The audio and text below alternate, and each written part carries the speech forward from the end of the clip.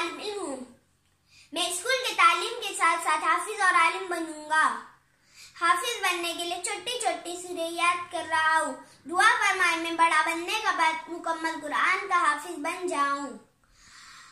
इंशाअल्लाह मैं हाफिज बनने के बाद आलिम दीन भी बनूंगा, जिसका मैंने स्कूल के तालीम के बाद बनने का इरादा किया है। आलिम बनकर पूरे दुनिया में दीन का काम करूंगा। अब हजरत से गुजारिश करता हूँ मेरे लिए दुआ फरमाएं के लिए बड़ा बनने के बाद हाफिज और आलिम बन जाओ। अस्सलामु अलैकुम व रहमतुल्लाहि व बरकातहू।